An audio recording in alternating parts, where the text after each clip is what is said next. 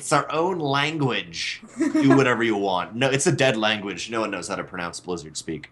All right, guys, loading into Ruins of Ceres. And I don't think we have any loading screen, Hawkeye. I'm guessing not. Okay, cool. PappiJoe, Protoss versus VillaiN, the Zerg. And this is a best of 3, correct? Yes, it is. So this is the game to decide who goes on. Fantastic. I gotta cover up my face with Skype just because it's so laggy for me. I don't understand what Skype is. Is it not laggy for you guys? It's No. fine for me. Wow. That's crazy. Alright, well guys, in the bottom right hand corner, we have the blue Zerg player. It is VillaiN. I don't know if that's like villain or villain. You know what I mean? And in the top right of Ruins of Ceres, we have got our yellow Protoss, PappiJoe. So PappiJoe. He showed us a pretty good game in our last game. There were Ling drops, there were Ling floods, but he held it and managed to just kind of use his leftover army and his 5 or 6 oracles to just kind of go over and destroy everything. So I'm wondering what his plan is this time. We'll have to see. So far opening with... Actually, was that a gas first or is this a hatch gas pool? One or the other. Either way, he will be getting speed in this game, metabolic boost of pressure, and in these vertical spawn positions. I'm guessing... I don't know what we're going to see. Maybe Stargate play. PappiJoe at least knows where VillaiN is. It's more up in these games. I think it's more up to the Protoss to actually make the decisions about what's going to go on. And then the Zerg kind of counters that. If it's an all-in, you get your Roaches out, whatever. If it's Phoenixes, something like that, you go up the Hydra. Yeah, with these spawn positions, do you think we might see a possibility for a Stargate here? These are pretty... This spawning... Yeah, this position here does make Stargate, in my opinion, pretty strong. Stargate is quite strong on this map, also because, in theory, and it's not technically a pocket, but your natural, there's one ramp up into your natural, which means you can do lots of stasis wards and different cool stuff with oracles, and also a lot of room in the main to kind of hanging around with oracles, whatever that is. But it's going to be a Stargate out for PappiJoe. At the same time, he gets a nice little scout, sees what VillaiN is doing, and VillaiN also got the scout off, but did he spot the Stargate? Doesn't look like he did, but he spotted that double gas, and I know you're a Protoss player. What are your thoughts about double gas at the moment in Legacy of the Void? You know, Protoss. I have found that I mine gas a little bit more than I expect sometimes when I, play now. I don't know what it is, but I find I've been accumulating a little bit more gas. Perhaps that's just me not playing well, but... I found the exact same thing, so that's why I play random. Say. And so I don't play it quite as much, and I'm just like, I don't know how this works when I see 2 gas. Wow, I had the music on before from doing some solo casting for YouTube, and this game was so intense before I turned that music off. Wow. I thought something crazy was going to go. It's like really intense Legacy of the Void music. So I feel like there's a huge battle that's about to happen, and everyone's like racing towards the finish line, while in reality it's just like, no, kind of meandering along. We've got a few Lings just kind of moving across the map there. Zergling speed is about to finish. However, at the same time, we've got an Oracle about to head out as well. Lings of VillaiN will not see the Oracle. Actually, they may have seen PappiJoe's Oracle. We don't know how good VillaiN's vision is, but... Got another Ling drop! Nice. Both players are going to go for some attacks that are a little bit unexpected. Ling's in the main, as you just mentioned, and there's not that great of a SimCity for PappiJoe actually to defend this with voter and overcharges. The Lings, or sorry, pardon me, the Probe's going to have to get out of here at the same time. The natural base, that Adept's going to go down, and yes, the Oracle picks up 7 kills, but the Lings are going to almost go completely uncontested. And a lot of lost mining here. A few probes lost, I believe, there, also for PappiJoe. And there are also Lings there at the front trying to get in. They realize there is probably a little area they can go into, but I think what they want more than anything is that cyber core. That would be fantastic if they could get that cyber core, because right now they're forcing out more gates to make a wall, which means we'd see a really big gateway push after this.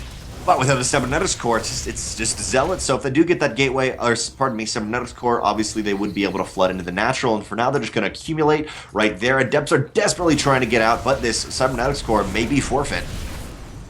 Oh, not quite. It does survive for now, but Ling's fled in the main, and it looks like it is going to go down. The Cyber Core has fallen. Same time in that main, as you said, Lings are here, and there is an Oracle. Pulsar Beam is quite good versus Lings, and we'll see if the Oracle decides to do that. Adepts are also there, but overall, as you mentioned, Koshkii, a lot of lost mining times, and how many workers killed? Only 7. And it was 7 on both sides, so they're kind of even with that. I think we did need to see this Ling attack do damage to be able to even up from that Oracle, but still, as you said, lots of lost mining time. We do have Spore Crawlers now in the mineral lines, meaning the Oracle isn't going to get as much damage as it could have before. However, I still think that PappiJoe is doing a pretty decent job at defending this. It is 2 attacks on both fronts. You know, there's one kind of at the nat, and there is one with a droppy Overlord in the main. So, you know, despite all that, he hasn't lost too many probes. And you as a Protoss player know your entire army is on 1, so this entire time he has to go back and forth between the natural and the main to actually be able to defend this. Now, I'm just kidding. But Lings, again, as you said, in the main, and I actually love this from VillaiN. In these spawn positions, you could also do this on Dash and Terminal a lot. And what else? On Lairlet Crest, you can also do this. But, yeah, just dropping in the main, hitting the natural, it's working so effectively, and now there's only 1 Adept. Actually, there's a whole bunch of Zealots in the main, but looks like the Lings in the main are actually going to push down into the natural, and now there's no pylons. I think for PappiJoe, he's got 300 mineral bank. Just throw a couple pylons down in the mineral lines to photon overcharge. Yeah, if there were pylons there in the min lines, it would make it pretty even easier to defend this. But at the same time, you know, I think that would be a good investment. Now, I was going to say at the same time, you've already got so much supply from the other pylons you've thrown down. It's the slight dilemma there. Playing Protoss on Legacy of the Void, I'm always confident because there's no supply blocks. I'm like, oh, I'm so Gosu, no supply blocks. Like, yeah, because you made 10 extra pylons in the beginning to photon overcharge. What happens to me? Off the back of this, it's the same thing. And you feel so good. You're looking at the statistics and you're like, heck yeah, that was me. In the entire attack, 19 workers were killed, but also a whole bunch of extra pylons were thrown down by PappiJoe, and some gateways, lots of lost mining times. But off the back of that, Koshkii, what are we seeing VillaiN do? What's it look like he's mining up to, or kind of preparing for? He is getting a Twilight Council, and he's starting to break down his wall. That, to me, signals that he wants to move out soon, either to place a 3rd or to attack. With the Forge, he's probably going to get some cannons, and that Twilight, that is still kind of up in the air. You can get the Adept upgrade, maybe for an Adept timing, or you can get Blink. It looks like it is going to be charged. With it being charged, I find that a bit interesting. I'm wondering, is this going to be a timing attack with charge? He is getting +1 with it. Normally, I see this build coming out of Protosses and PvZ on something like Alrena. You get charge, you get a couple of mortals, and you just do the biggest grand all-in you've ever wanted. But with going Stargate in the beginning, no robotics facility, once again another drop from VillaiN. And I think you all right, it is going to be a timing attack with that 3rd base, but will it be enough without Immortals? We'll have to see against Roaches. Roach speed and +1 is coming out at the same time. Lings, wow. VillaiN has got the multitasking of a madman. I don't even know if that's good, but it's kind of somewhere in there. It's like, eh. Would the multitasking of a madman be good? You know what? I can see that being good. When I think of that, I think that's good. That's good multitask. We've got a Templar Archives coming out now, so maybe, do you think maybe charge a lot Archon then with Storm?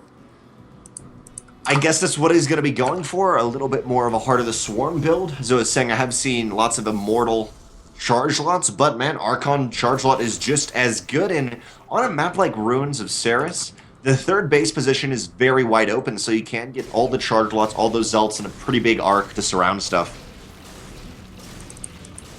VillaiN might be moving out here soon, though. He's got a few Ravagers in this Roach army. Roach Ravager, a pretty strong composition. So, it's going to arrive pretty quickly, and there's been a lot of teching up that PappiJoe has done. I'm wondering, is he ready right now for this attack? He's making an Archon, getting some more High Templar out. But in the meantime, VillaiN is just really ready to go and attack. VillaiN is actually kind of waiting for the move out from maybe PappiJoe. Maybe not, though. Storm is not quite ready. The High Templar is going to go down. There's no Archon. There's no nothing. Instantly going into a meat grinder of the Roaches. And there's the GG VillaiN 2-1. GG. VillaiN takes the series 2-1, as you said. Very good. Very well played there by VillaiN. I did enjoy seeing those Ling drops.